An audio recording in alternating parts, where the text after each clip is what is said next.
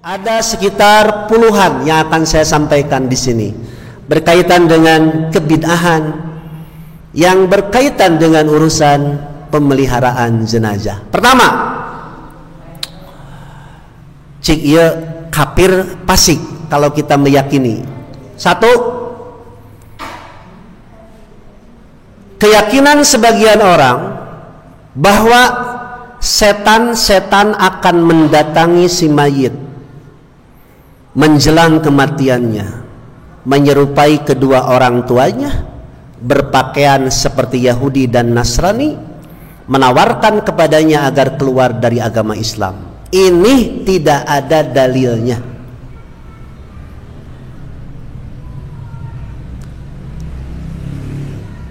Dari keterangan ini, kalau ada orang yang sedang sakarat, kewajiban orang yang hidup apa?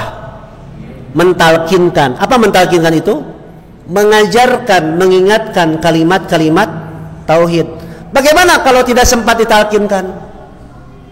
Apakah nanti akan didampingi oleh setan dan menyerupai kedua orang tuanya, berpakaian seperti Yahudi dan Nasrani, lalu menawarkan keluar dari agama Islam?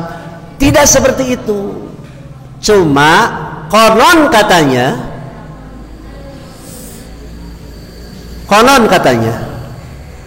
lagu-lagu di gereja akan diputar di rumah sakit Kristen, lalu itu diharapkan akan menghipnotis pasien. Menghipnotis itu apa? Mempengaruhi. Kemudian akan ada dalam bayangan pikirannya itu Yesus datang, lalu akan mengatakan kepada orang yang sedang sakarat itu, saya Yesus Tuhan kamu.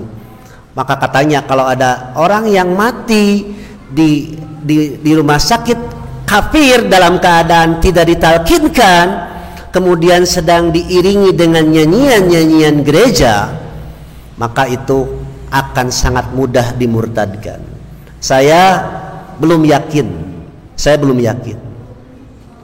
Sebab tidak semua orang punya kesempatan mentalkinkan orang yang mau meninggal. Pertanyaannya, Pak, puntennya Pak, itu rada riut sebenarnya mah. Abdi terbata-bata teh rada nahan sirah, itu rada riut menjelema mah itu. Tadi geus dipareuman agena. Masih keneh riut. Teuing kunaon ieu teh? Teuing pedah angin. Teuing kunaon? Takdir bener nya. Halo teh lah. Gara mah yang dahar meureun. Nanti kemana dia teh? Poho deui. Saya beri gambaran begini. Bakat ku hayang ngarti ya mah. Bagaimana kalau ada keluarga kita meninggal tidak diketahui meninggalnya di mana? Atau diketahui ternyata meninggalnya itu di lautan. Matinya di laut, jenazahnya pun dimakan oleh ikan laut. Apakah berdosa? Teu ditalkinkeun? Tidak. Jadi yang jadi masalah bukan mentalkinkannya, tetapi kita berusaha menjaga diri kita apabila meninggal atau keluarga kita meninggal tetap husnul khotimah. Nah itu yang paling sulit, ya kan? Boleh kita berdoa mudah-mudahan matinya husnul khotimah apabila ada orang yang meninggal, boleh tidak? Boleh. Teu naon da eta mah doa ngantong maksa gitu. Tapi jangan pede. Tahu pede? Apa pede teh? Terlalu percaya diri karena hayang kapake. Misalnya ya, saya misalkan mengurus seseorang di sini yang berpengaruh meninggal, lalu saya ngomong ke jamaah, hei jamaah, apakah jenazah ini orang soleh? Iya, dia adalah orang soleh. Nah itu tidak boleh. Kenapa tidak boleh? Quran surat An-Najm mengatakan begini, fala tuzakku anfusakum, jangan sekali-kali kamu merasa bersih atau menyatakan bersih kepada orang lain. Paling kita mengatakan insya Allah Ustadz jalmi ieu teh soleh, mawatna oge nuju soleh, teuing urang mah teu nyaho. Boleh tidak mengatakan begitu? Boleh. Yang kedua tadi, yang pertama sudah ya, timbul pertanyaan, kalau kita meyakini bahwa setiap orang yang mau meninggal akan didatangi oleh setan yang menyerupai kedua orang tua, apakah itu termasuk musyrik atau fasik?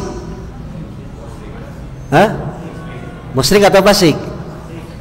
Fasik. Fasik itu artinya keluar dari ketaatan. Kalau musyrik kaitannya dengan akidah. Ya jelas musyrik kalau menurut saya. Kalau menurut saya musyrik. Sebab dia berhayal ada orang menyerupai kedua orang tua, berpakaian ala Yahudi dan Nasrani, kemudian menawarkan diri agar keluar dari Islam. Nah ini baru mengarah kepada kekufuran atau kemusyrikan. Yang kedua, meletakkan mushaf Al-Quran di bagian kepala si mayit.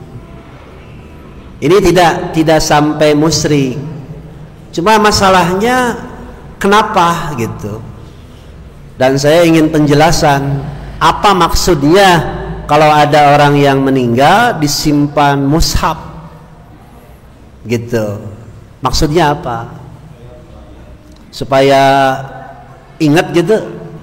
Tapi secara ilmu hipnoterapi ya, hipnoterapi itu tidak musyrik sebenarnya, cuma di sugesti saja, sugesti. Begini Pak, ini mantan narkoba ya, saya berbicara dengan orang yang mantan narkoba dan mantan orang yang pernah menangani orang yang kena narkoba. Dalam pembinaannya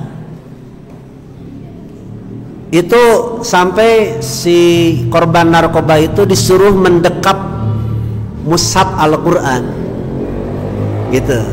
Itu sugestinya, tapi ada pengaruhnya dia menjadi tenang gitu ya, jadi tenang. Nah sekarang kalau ada orang yang sakarat disimpan mushaf Quran di bagian kepalanya, coba masuk akal tidak? Cek logika masuk akal tuh? Henteu atuh. Ya, sakarat itu artinya orang yang sedang mabok, Pak Lili, itu disebutnya sakarat. Orang yang mabok itu antara sadar dan tidak sadar.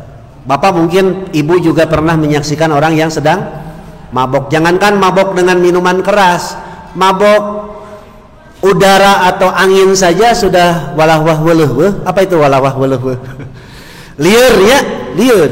Dulu kan saya mabok kendaraan itu sampai kelas 1 sanawiyah. Kecuali kalau duduk di depan tidak pernah mabok. Kalau mencium bau bensin langsung liur. Obat nanti ku jeruk seger. Tapi lamun ningali mun ngambil bensin sok lieur. Eta teh sakarat antara sadar dan tidak sadar. Tapi kalau bagi orang yang menunggunya, orang yang sedang ngemit, cek orang Sunda mah ngemitan, non ngemitan teh Pak, nungguan, itu memang ada sugesti. Boleh tidak kita membaca Quran di samping orang yang sedang sakarat? Boleh sih, boleh. Tapi jangan dianggap itu bagian dari proses sakaratul maut. Kan banyak yang bertanya, Ustaz, apa yang harus saya amalkan ketika saya menunggu orang yang sedang sakit, apalagi yang sedang koma? Orang yang koma itu belum titik, berarti kan antara sadar dan tidak. Mungkin bagi penunggunya yang harus diberi pengaruh, ngarah tesepi gitu ya, maca Quran, tapi bukan tambah sebel, naon tambah sebel itu ya, tambah tidak sama sekali. Betul-betul itu dibaca Qurannya ya untuk menghibur diri daripada larut dalam kebingungan dan kesedihan. Jadi kalau saya menganggap meletakkan mushaf kitab suci Al-Quran di bagian kepala si mayit, ini termasuk kepada bid'ah tapi tidak sampai kepada musyrik. Mungkin harus diluruskan. Seperti contoh mengadani mayit di dalam kubur. Mengadani mayit di dalam kubur. Adan itu apa? Pemberitahuan. Waktu apa? Waktu sholat. Untuk siapa? Untuk orang yang hidup. Lalu kenapa dibacakan kepada mayit? Itu mungkin salah kafrah. Hadisnya ada, Pak, cuma hadisnya palsu. Hadisnya palsu, termasuk mengadani bayi yang baru lahir di telinga kanan dan membacakan qomat di telinga kiri. Katanya tidak akan diganggu oleh Ummu Sibyan. Ummu Sibyan itu setan awewena, setan perempuan. Itu tujuannya bagus, ingin merangsang pendengaran bayi itu dengan kalimah-kalimah yang baik. Tapi pertanyaannya, apakah bayi yang baru lahir langsung mendengar? Tidak. Langsung melihat? Tidak. Itu lama, Pak, masih cekolot baheula lama, masih lolong di kieu-kieu teh teu ngiceupnya gitu ya. Ternyata itu ada hadisnya, cuma hadisnya dhaif juga. Udah masuk ke bab ketiga, bid'ah ketiga. Kalau ada masukan silakan, saya menerima. Mentalkidkan si mayit untuk berikrar tentang Nabi dan para imam ahlul bait. Nah, ini bahaya kalau ini. Mentalkinkan mayit untuk berikrar. Berikrar itu apa? Mengucapkan dua kalimat syahadat dan juga berikrar mengucapkan tentang imam ahlul bait. Ini dari tanda-tandanya kita sudah tahu. Ajaran dari mana itu? Wah, pinter. Dari Syiah. Emang kurang ajar dah saya tahu. Kalau saya berani ya mengatakan Syiah kurang ajar, karena memang dia pandai memutarbalikan fakta, membikin hadis palsu, dan suka memecah belah umat. Kalau ada kegaduhan, keributan, adu domba, itu Syiah dan komunis. Keempat, nah ini yang rada sensitif, tapi harus saya sampaikan tanpa mengurangi rasa hormat saya, ya. Membacakan surat Yasin kepada si mayit menjelang kematiannya. Ini saya baca buku, lebih kurang ada 60 hadis, ada 60 lebih bahkan hadis keutamaan membaca surat Yasin kepada orang yang menjelang mati atau kepada si mayit. Tolong saya kritisi tanpa ada bermaksud kebencian, saya hanya menjelaskan. Ternyata ada beberapa informasi yang sampai kepada sebagian umat Islam, dan tolong dikritisi dan tolong diteliti, dikaji ulang. Bukan dasar kebencian, tapi ingin kejelasan. Ternyata dari 60 hadis itu diduga dan naon? Dicurigai berita ini tidak benar. Dan itu bisa diketahui melalui satu disiplin ilmu namanya ilmu mustalahul hadis. Dan itu harus jujur disampaikan. Tapi saya tidak akan membacakan 60 hadisnya, dagus setengah 8. Hadisnya yang pertama ini masyhur, Pak, dan saya akan membacakan. Iqra'u, bacakanlah oleh kamu, bacalah oleh kamu, ala mautakum, kepada orang-orang yang sedang sakarat. Pernah saya sampaikan, kalau dibaca mayit itu artinya bangke, orang sudah mati. Tapi kalau dibaca mitatan, seperti bangke. Tapi kalau dibaca mauta, orang yang mau mati. Paham? Sekali lagi, kalau dibaca mayit artinya bangke. Tapi kalau dibaca mitatan atau mitatun seperti bangkai. Orang yang keluar dari hukum Allah, orang yang keluar dari sunnah Rasulullah, kemudian dia mati, maka matinya dianggap seperti bangkai. Artinya tidak ada dalam pengurusan syariat Islam. Tapi tetap dia manusia, cuma kematiannya tidak ada yang ngurus. Dan Bapak jangan mau beli rumah di satu komplek yang tetangganya kalau kita mati tidak tahu. Artinya dia masing-masing.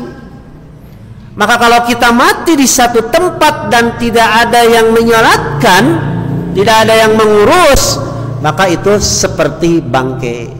Paham?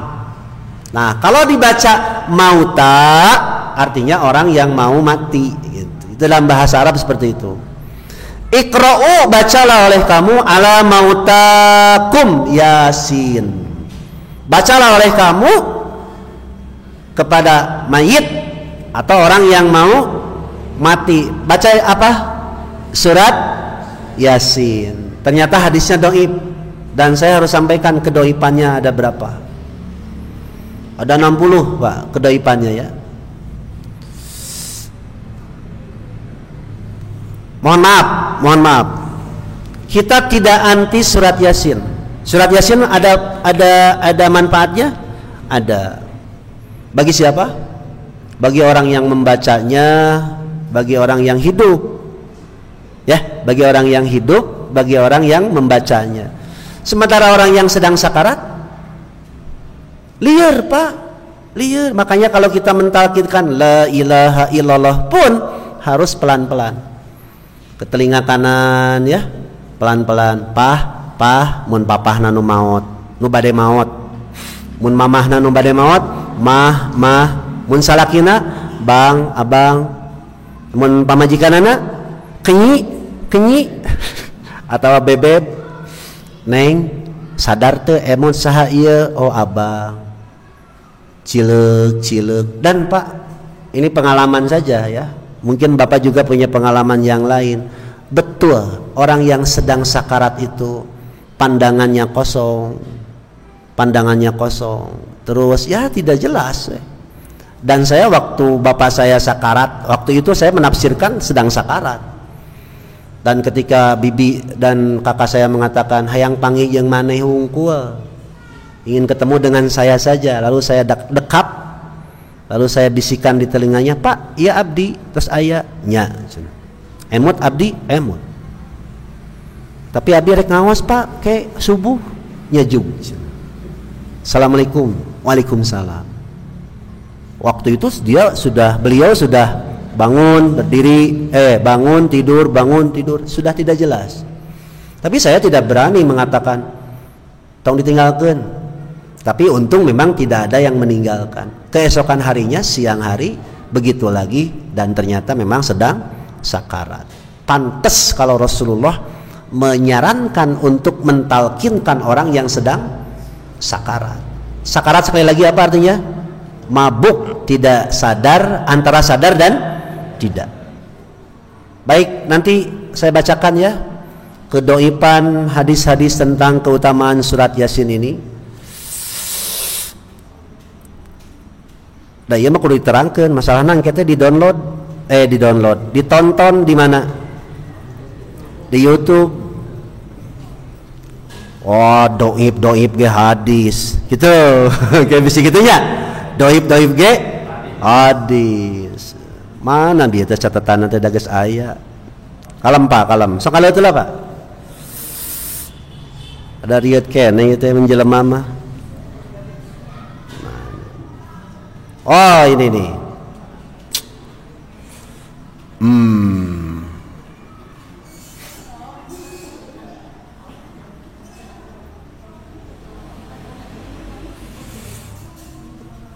Ada dua orang rawi yang diduga hadis ini lemah atau tidak bisa dipercaya. Pertama, supaya ilmiah ya. Kalau Bapak ingin ilmiah, ingin membaca, saya share nanti di WA. Ada seorang laki-laki, seorang rawi yang majhul, Majhul itu artinya tidak dikenal, tidak diketahui identitasnya. Si rajulun itu siapa? Si laki-laki itu. Kemudian ada seorang rawi yang bernama Sulaiman, bapaknya Mu'tamir. Nama lengkapnya Sulaiman bin Tarkhan At-Taimi Abul Mu'tamir Al-Bisri. Dia termasuk rawi mudallis. Mudallis itu plagiator kalau dalam ilmu akademisi. Dalam dunia akademisi, plagiator, suka menjiplak tanpa menyebutkan siapa gurunya, gitu ya. Itu namanya mudallis. Contoh yang sering saya sampaikan, Pak Lili malam ini ngaji, Agi tidak ngaji. Lalu Agi bertanya ke Pak Lili, Pak Lili malam Ahad kemarin ngaji enggak? Ngaji. Ustaz Ansor menerangkan apa? Menerangkan A, B, C dan seterusnya.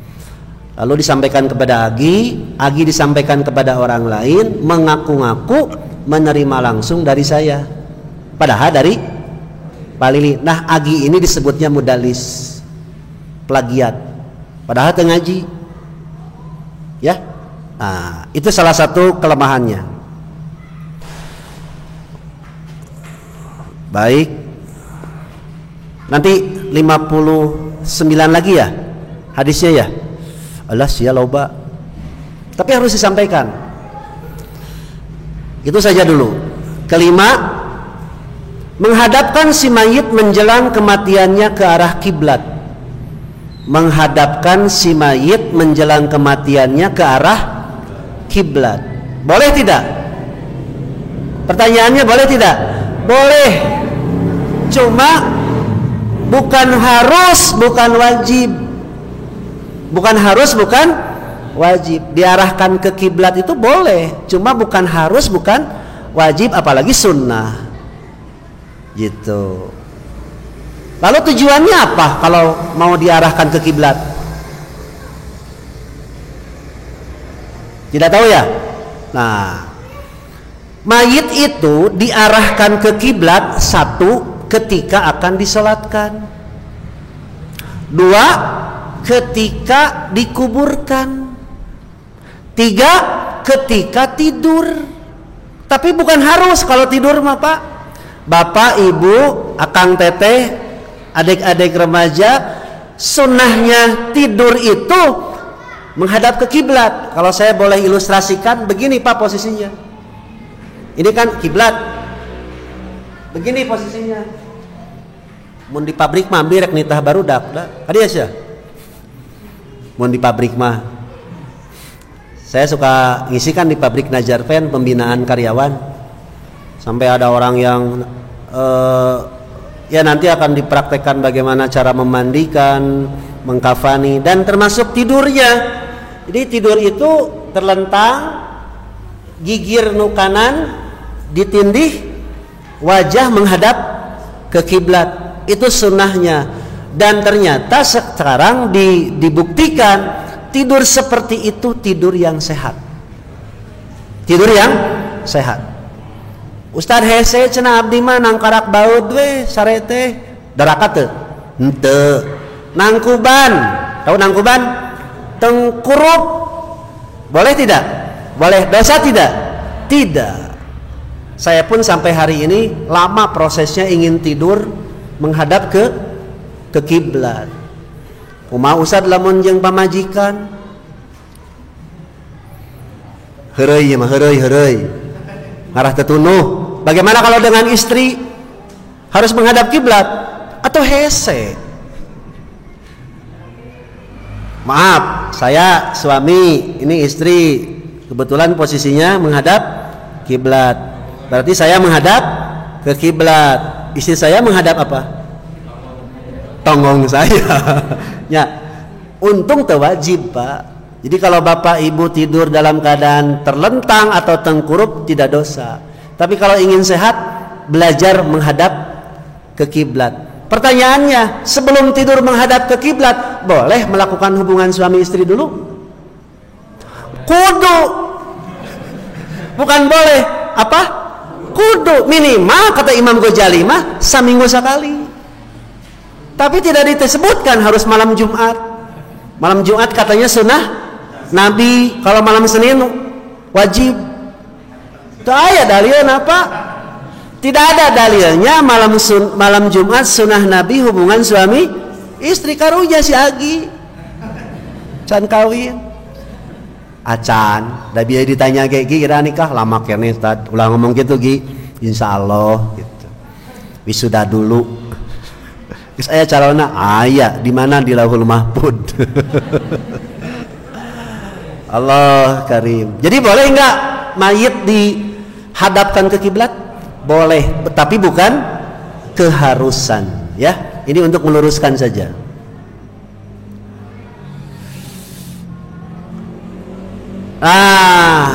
Ternyata ini bukan sembarang dongeng, ada ceritanya lah. Di antaranya dialami oleh Sa'id bin Al-Musayyib rahimahullah. Bukankah si mayit itu seorang muslim?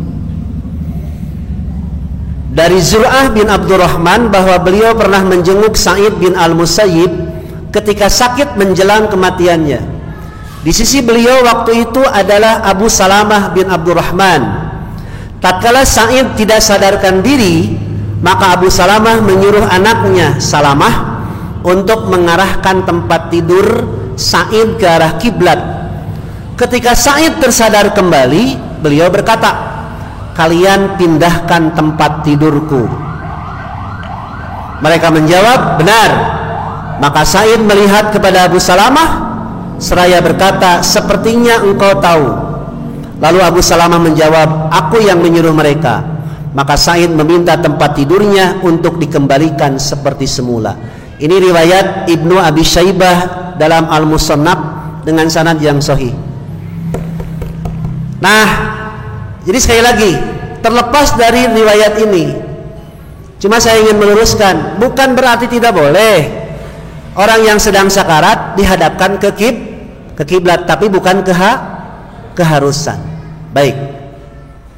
Ada hadis katanya, "Wastihlalul baitil haram kiblatakum ahya'an wa amwata." Ini hadisnya ada yang menilai sahih, ada juga yang menilai dhaif. Begini, termasuk dosa besar menghalalkan Ka'bah, yaitu menghalalkan kiblat ketika hidup atau mati. Maksudnya begini, dosa besar kalau bapak hidup, kalau bapak mati tidak menghadap kiblat.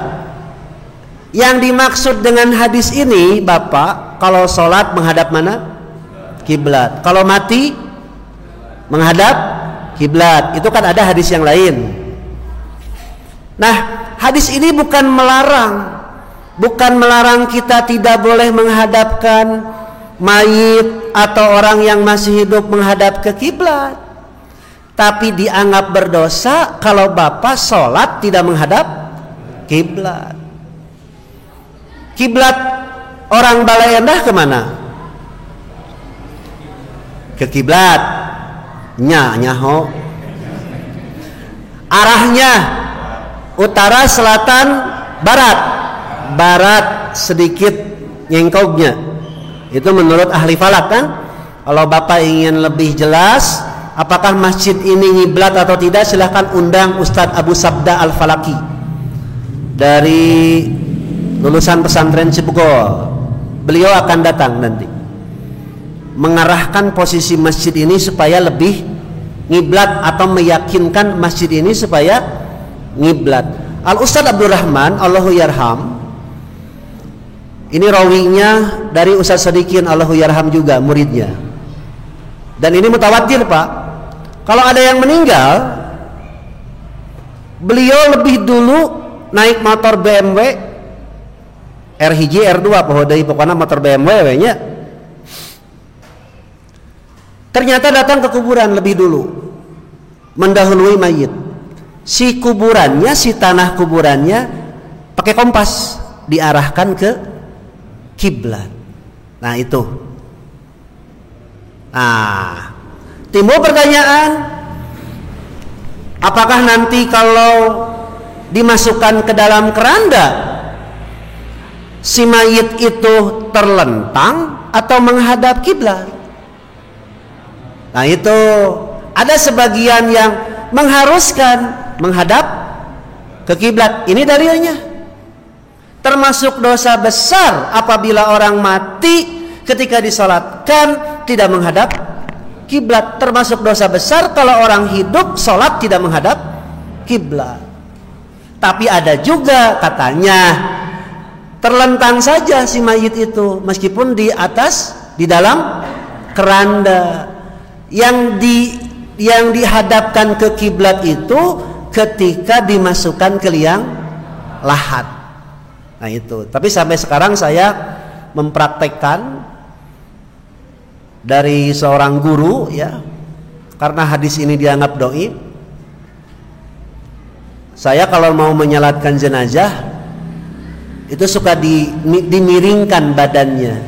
Asalnya terlentang, dimiringkan begini nih, diganjel pakai bantal supaya menghadap kiblat. Nah, kalau masuk ke liang lahat itu sudah jelas.